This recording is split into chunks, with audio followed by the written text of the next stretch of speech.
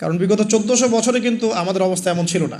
ওমর রাদিয়াল্লাহু আনহুর যুগে আমাদের অবস্থা এমন ছিল, আবু বকর সিদ্দিকের যুগে এমন ছিল, তারপরে আপনার উসমান আলী রাদিয়াল্লাহু আনহুমা তাদের যুগে কি আমাদের অবস্থা এমন ছিল? 4 খলিফার যুগ ছিল প্রায় 30 বছর। কত বছর? 30 বছর। 30 বছর ইসলামী খেলাফা চলেছে। তার আগে নবী সাল্লাল্লাহু আলাইহি ওয়াসাল্লাম 23 বছরে সমাজ সংস্কার করেছেন। ওই 23 বছর যদি ধরি, পরের 30 বছর এখানে কিন্তু ইসলামের জয় জয়কার।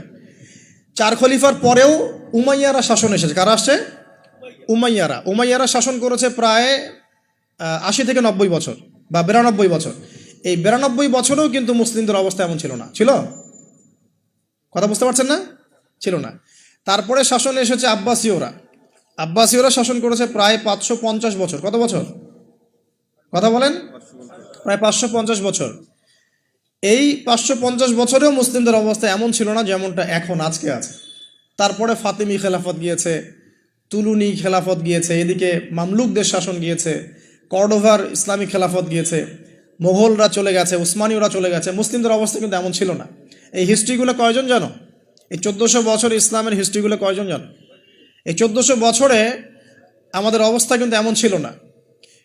এখন বর্তমান সিচুয়েশন আর এই 1400 বছরের সিচুয়েশনকে আমরা মিলাতে পারছি না। করণীয় কি আপনার?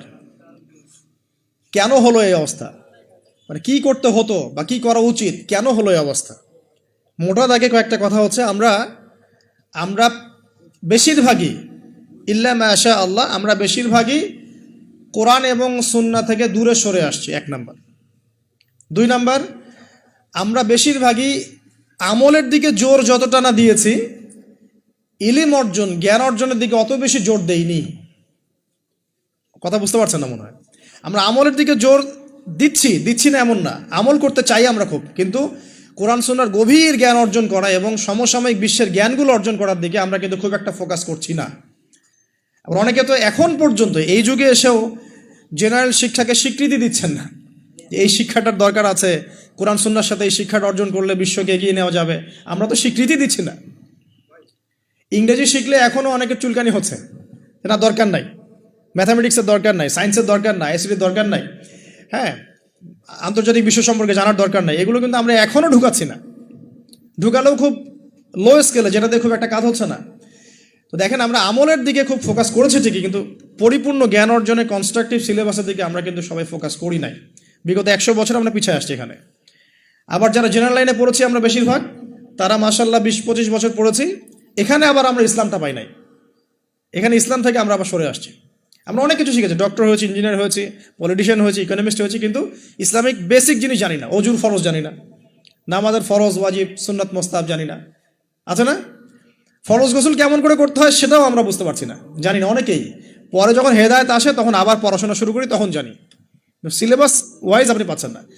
এখানে জ্ঞানের একটা দৈন্যতা আছে না, মেরুকরণ আছে না? এই জ্ঞানের মেরুকরণ হচ্ছে দায়ী, প্রথম কথা। তারপরে হচ্ছে কোরআন সুন্নাহ থেকে সরে আসা, 2 নাম্বার। 3 নাম্বার, আমল করেছে ঠিকই, কিন্তু পরিপূর্ণ আমলে আমরা বিশ্বাসী না অনেকেই।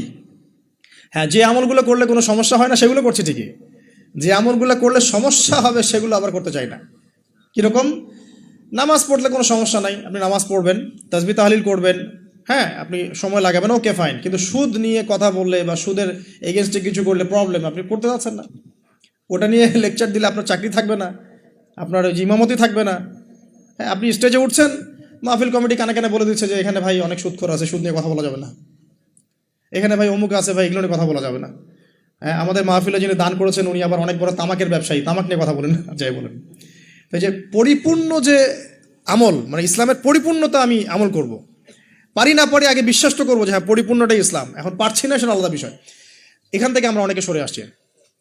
আর কি দেখেন, আমরা কিন্তু আদর্শ পরিবারটা গড়তে অনেকে ব্যর্থ হয়েছি। 4 নাম্বার। 5 পরিবারের একজন নামাজ পড়ে, বাকিরা পর্দা নাই, নামাজ নাই, খেয়ালও নাই আমাদের অনেকটা। আবার দেখবেন আমাদের মা বোনদের পর্দার শিথিলতা করে দিয়েছি আমরা, সব জায়গায় উন্মুক্ত হয়ে ঘুরছে। তার চেয়ে বড় কথা, আমরা কিন্তু অনেকে আবার হারাম রিজিকে ঢুকে গেছি। রিজিকের ক্ষেত্রে আমরা হালাল হারামের পরোয়া করছি না, সুদ, ঘুষ, জেনা, ব্যভিচার সবখানেই আছি আমরা, দুর্নীতি সব জায়গায় আছে। তো এই আর কি কারণ। সবচেয়ে বড় কথা, ইউনাইটেড নেশনসটা, মানে আমাদের মুসলিম উম্মার ইউনিটিটা নষ্ট হয়ে গেছে। সবাই বাহ্যিকভাবে যদি বলি আমরা সবাই ভাই ভাই, কিন্তু আপোষে আমরা আসলে হিংসাত্মক মনোভাব পোষণ করছি, বোধ পলিটিক্যালি এবং ধর্মতাত্ত্বিকভাবেও। দেখবেন এই যে সিজন আসবে, ইলেকশনের সিজন, নিজের ভাই, আপন ভাই ভাই মারামারি করবে দেখবেন। উভয় মুসলিম, ওই ভাইও মুসলিম, এক্স, এই ভাই ওয়াই, এও মুসলিম, এক্স ওয়াই মারামারি করে, দুজনে মুসলিম। দুনিয়ার জন্য, দুনিয়ার একটা ক্ষমতার জন্য উভয় ভাই ডেমোক্রেটিক পদ্ধতিতে গিয়ে মারামারি করে জীবন শেষ। অথচ দুইজনই আমার ভাই, দুইজন মরলে জানাজা পড়বো, তাই না? দুইজনই মুসলিম, আমরা চাবো দুজনে জান্নাতে যাক।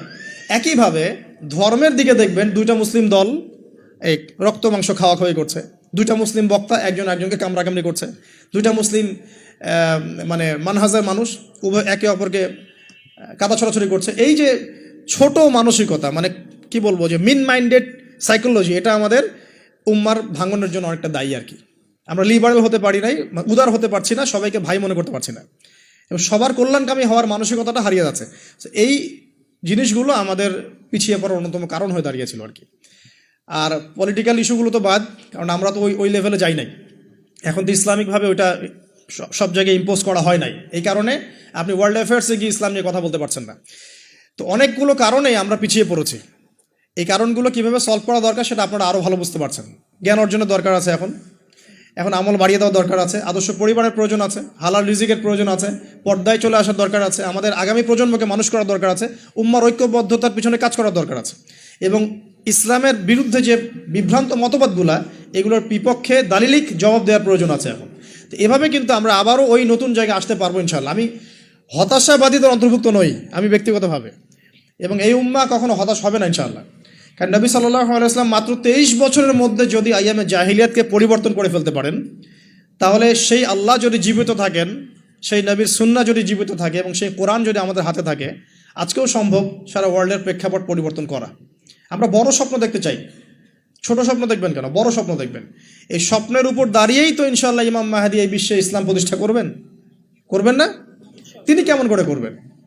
তিনি তো একা, কেমন করে করবেন? নিঃসন্দেহে তার কিছু মানুষ থাকবে যারা তার মতো করে চিন্তা করে, যারা পরিপূর্ণ ইসলাম পালনে নিজেকে উৎসর্গ করতেও প্রস্তুত থাকবে।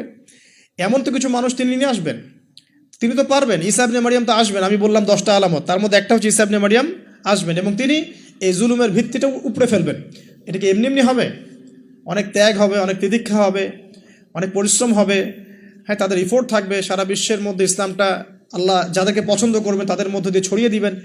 একবার না একবার কিন্তু এটা হবেই।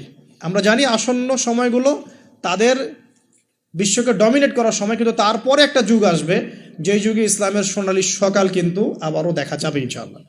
এখন কনক্লুশন আসার আগে আমি জাস্ট আর কয়েকটা পয়েন্ট বলে শেষ করে দিই যে এই যে দাজ্জালের সারা বিশ্বকে শাসন করার ব্যাপারটা, এর সাথে সম্পর্কিত একটা বিষয় হচ্ছে মুসলিম উম্মার মধ্যে ভ্রান্ত কিছু মতবাদ ছড়িয়ে দেওয়া।